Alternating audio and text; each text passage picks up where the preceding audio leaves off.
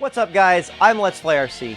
My new drone, the TanQ-S, is finally here, and I am so excited to tell you all about it.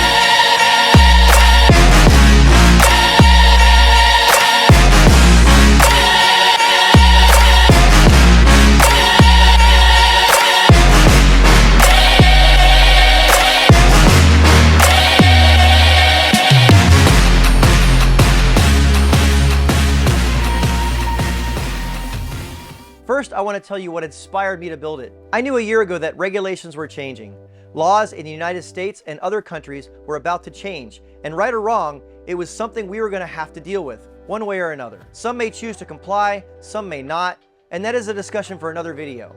But I, being a YouTube creator, could potentially be someone the authorities might want to make an example of. And I know there are a lot of other people out there that are afraid to fly from fear of enforcement. Wherever you stand on this topic, I wanted to be able to do everything I did before, do it legally, and not make any sacrifices. Yeah.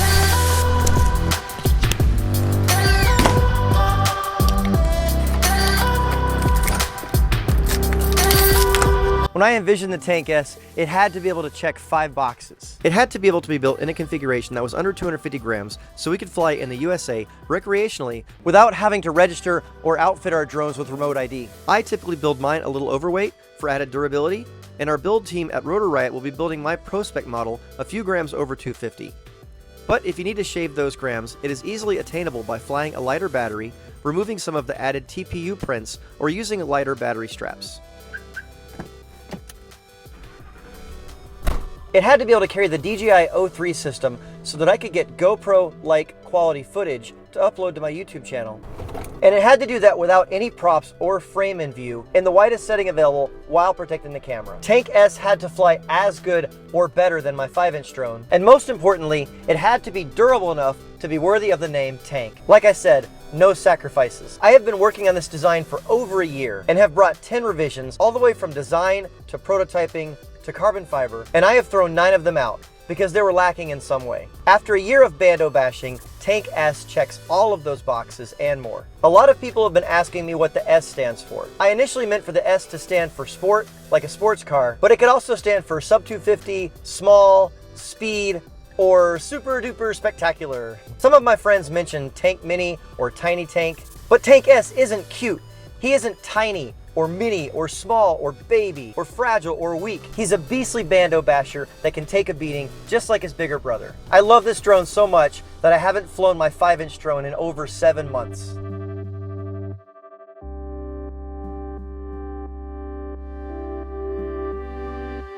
Let's talk about design and why I did what I did when designing my new favorite drone. The first thing I want to mention is that the whole package is important. From the motors to the all-in-one flight controller to the battery and the carbon frame, the entire recipe is important. If you change one piece of the formula, you won't get the same experience. TanQ-S and the electronics I chose to outfit it with have a magical thrust to weight ratio that finally make me happy with props under 5 inches. I've tried tons of 4-inch, 3-inch, 2-inch, and other small prop drones in the past, and they all either felt underpowered or too floaty to enjoy. And I always ended up going back to my 5-inch daily flyer.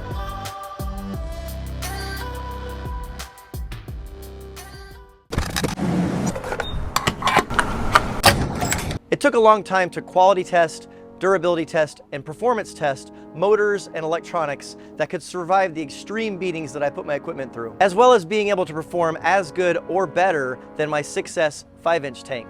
I knew that when designing the frame, I needed to keep the beefy metal aluminum camera cage from the 5-inch tank.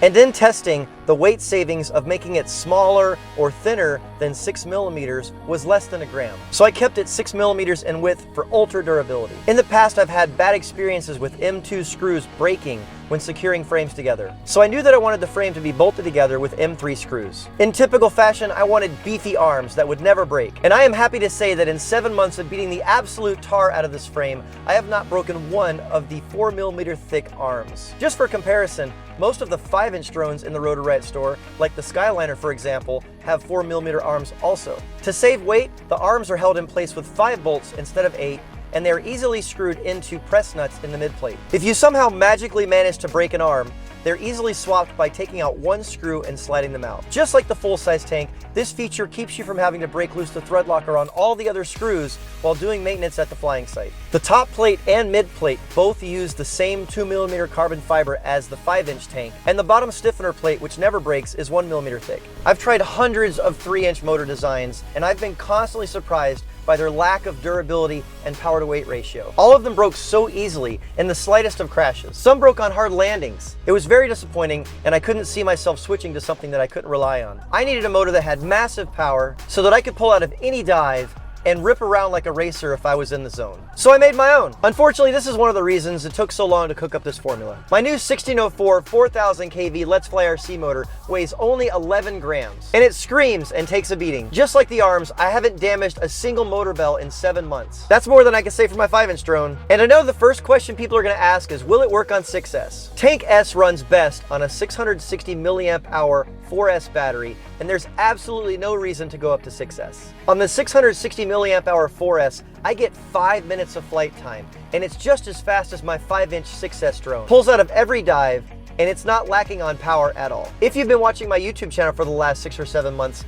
all of my recent videos have been done with the TanQ-S, and I can't tell the difference. If anything, I've been able to do even more tricks than before, because the 3.5-inch drone does trippy spins and inverted tricks like Matty flips easier and better than my 5-inch. To answer the question though, yes, it can work on 6S with a throttle cap, but your batteries will be heavier and more expensive. It will throw off the magical thrust to weight ratio, and it will definitely put you over 250 grams.